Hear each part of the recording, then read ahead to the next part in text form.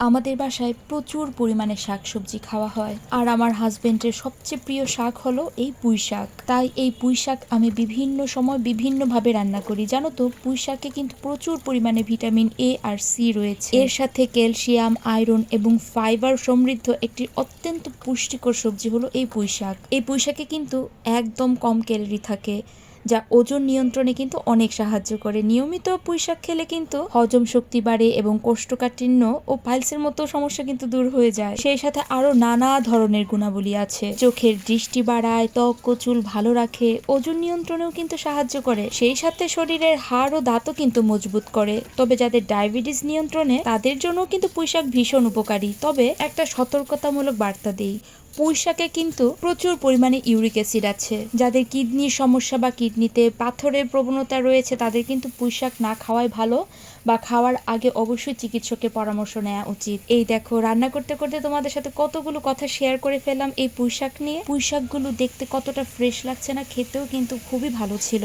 আর আমি আজকের এই পুঁই শাকটা সবজি আর কাচকি শুটকি দিয়ে রান্না করব। তাই ফোড়নে দিয়েছিলাম কালো জিরা, কাঁচামরিচ, শুকনা মরিচ, তার সাথে দিয়েছিলাম রসুন কুচি, পেঁয়াজ কুচি।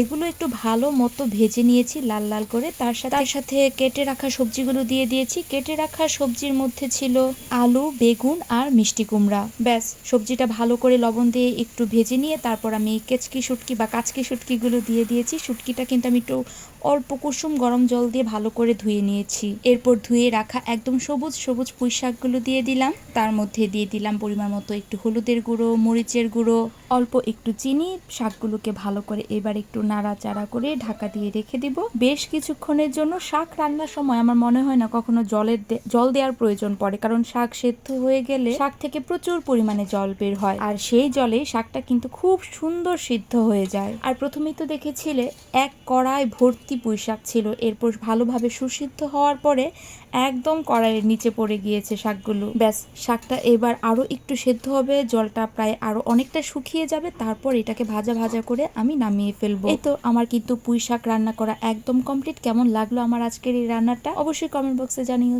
টাটা।